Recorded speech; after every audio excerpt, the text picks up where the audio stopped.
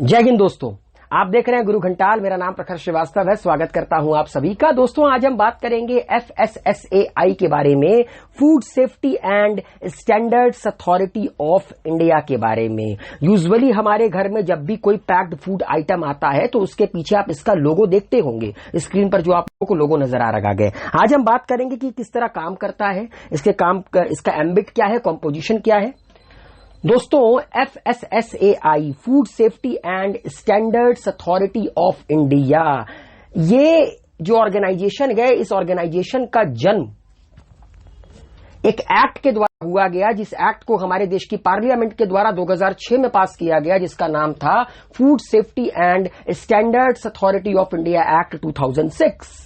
Okay, establishment होती है इस बॉडी की 2008 में और काम करना शुरू करता है 5 अगस्त 2011 से।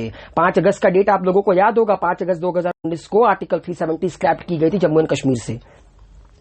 सवाल है कि इसका पर्पस क्या है। पर्पस है दोस्तों, proper monitoring of food hygiene and quality in India. जो भी हमारे देश में खाने पीने के प्रोडक्ट बिकते हैं, पैक्ड प्रोडक्ट बिकते हैं, उनकी प्रॉपर मॉनिटरिंग करना, उनकी हाइजीन की प्रॉपर मॉनिटरिंग करना, उनकी क्वालिटी की मॉनिटरिंग करना, ये इनका काम है। And it has been responsible for managing food safety in our country. हमारे देश में फूड सेफ्टी को इंश्योर करने का भी दारोमदार FSSAI के ऊपर दिया गया है। इसका हेडक्वार्टर है नई दिल्ली में। इसके अलावा इसके 6 रीजनल ऑफिस और हैं। इन 6 रीजनल ऑफिस में से 4 तो हिंदुस्तान के सबसे 4 बड़े महानगरों में है, दिल्ली, मुंबई, चेन्नई, कोलकाता। इसके अलावा कोचीन एंड गुवाहाटी में भी इसके 2 रीजनल ऑफिसेस हैं। तो हेडक्वार्टर है नई दिल्ली में। इसके अलावा 6 रीजनल ऑफिसेस वर्क करते हैं पूरे हिंदुस्तान में। एंड ये ministry of health and family welfare के अंडर में वर्क करती है। ये तो हो गई इनकी शुरुआती जानकारी। अब थोड़ा सा बात करते हैं उस एक्ट के बारे में, जिस एक्ट के तहत इस बॉडी का निर्माण हुआ। दोस्तों, 2006 में food safety and standards authority of India act के पास होने के पहले हमारे हिंदुस्तान में बहुत सारे ऐसे एक्ट काम करते थे जो कि फूड सेफ्टी से रिलेटेड वर्क करते थे, मगर उनका एम्बिट अलग अलग था, उनका दायरा अलग अलग था। जैसे कि वेजिटेबल ऑयल प्रोडक्ट्स ऑर्डर 1947, ठीक है। हम लोग सब्जी को बनाने के लिए जिन तेलों का इस्तेमाल करते हैं, चाहे वो रिफाइंड हो, चाहे वो फिर आपका कड़ू का तेल हो, उसको कंट्रोल करने के लिए, उसमें किसी भी तरह की एडल्टरेशन ना हो, उसकी क्वालिटी को कंट्रोल करने के लिए एक एक्ट चलता था, वेजिटेबल ऑयल प्रोडक्ट ऑर्डर 1947। इसके अलावा prevention of food adulteration act 1954, food products order 1955, meat food products order 1973। और इसके अलावा भी कई सारे एक्ट हमारे देश में चलते थे जो अलग अलग तरीके के फूड प्रोडक्ट को कंट्रोल करते थे, उनकी क्वालिटी को कंट्रोल करते थे, उनके एडल्टरेशन को रोकते थे। मगर 2006 में यह एक्ट पास कर इन सारे के सारे कानूनों को क्या कर दिया गया, कंसोलिडेट कर दिया गया एक पर्टिकुलर जगह पर। तो अगर आप FSSAI एक्ट 2006 पढ़ेंगे तो उसमें साफ साफ लिखा है, an act to consolidate the laws relating to food and to establish the FSSAI।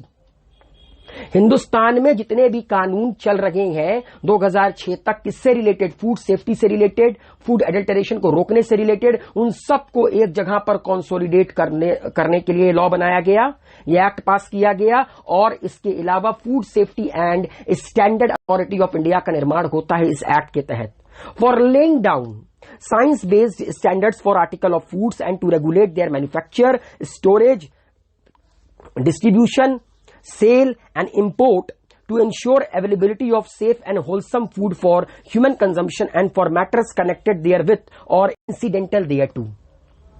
तो ये एक्ट इसलिए भी पास किया गया ताकि एक बॉडी बनाई जाए FSSAI, जो कि हिंदुस्तान में खाने पीने के सामान की मैन्युफैक्चर, उसकी storage, distribution, sale and import की देखरेख करे। इसके अलावा जितने भी सामान बाजार में बिकते हैं, क्योंकि ये वो दौर है जहां पर लोगों को किचन में जाकर खाना बनाने का समय नहीं है। आज के दौर में पराठे वगैरह सब बाहर बिकते हैं। तो अब ये सिंपल सा लॉजिक है, जब एक पर्टिकुलर पॉपुलेशन बाहर के सामानों के ऊपर इतना डिपेंडेंट हो चुका है, तो ये बॉडी इसीलिए बनाई गई ताकि वो जो सामान बाहर बिकते हैं खाने पीने के, उनकी प्रॉपर मॉनिटरिंग की जा सके, उनका अपना एक प्रॉपर स्टैंडर्ड हो, साइंस बेस्ड, कि उसमें इतना प्रोटीन हो, इतना कार्बोहाइड्रेट्स हो, ये सारी चीजें, इन सबको इंश्योर करने का दारोमदार आपका किसके ऊपर गए, FSSAI के ऊपर है। और इसीलिए ये एक्ट पास किया गया। कॉम्पोजिशन क्या है दोस्तों, ये जो एक बॉडी है इस बॉडी में एक होता है चेयरमैन जिसको अपॉइंट करती है सेंट्रल गवर्नमेंट, एंड इसके अलावा 22 अदर मेंबर्स और होते हैं जिनमें की 1/3 मेंबर होती हैं औरतें। मतलब 22 का अगर 1/3 आप निकालेंगे 3 सत्ते 21, मतलब 7 या 8 मेंबर्स आपकी औरतें होनी चाहिए।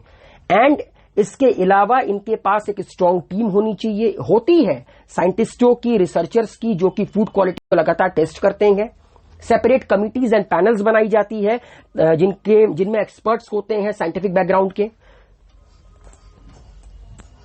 अब इसका काम क्या है उसके बारे में बात करते हैं। हिंदुस्तान में फूड सेफ्टी से रिलेटेड जितने भी स्टैंडर्ड्स एंड गाइडलाइंस बनाए जाते हैं वो FSSAI के द्वारा बनाए जाते हैं। अगर किसी फूड बिजनेसेस को FSSAI का सर्टिफिकेट चाहिए होता है, बिकॉज अब हमारे देश में जितने भी पैक्ड प्रोडक्ट हैं वो बिना इसके सर्टिफिकेशन के यूजुअली नहीं बिकते हैं। तो अगर किसी को इस बिजनेस में काम करना है तो इसके सर्टिफिकेशन की जरूरत होगी उसके प्रोडक्ट को, और इसका सर्टिफिकेशन भी देने का दारोमदार किसके ऊपर है? FSSAI के ऊपर है। इसके अलावा फूड बिजनेसेस से रिलेटेड जो भी आपके लैब्स होंगे उनकी प्रोसीजर और गाइडलाइन को बनाने का भी दारोमदार इनके ऊपर है। सरकार अगर फूड से रिलेटेड किसी भी तरह का कानून बनाती है तो ये सरकार को सजेस्ट करते हैं।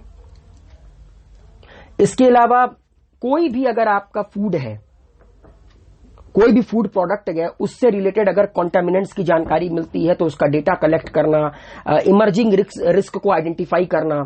जैसे कुछ सालों पहले आप लोगों को याद होगा कि मैगी बिकना बंद हो गई थी, क्योंकि FSSAI ने कहा था कि मैगी में कई तरह के एडल्टरेशन मिलाए जाते हैं जो कि इंसानों के सेहत के लिए हानिकारक हैं, लेकिन बाद में उसको रिलीज किया गया।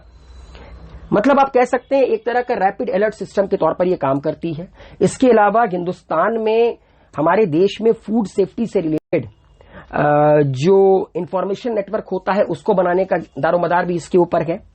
And food safety and food standard से रिलेटेड जितने भी जनरल अवेयरनेसेस होते हैं उनको प्रमोट करने का भी काम FSSAI करती है।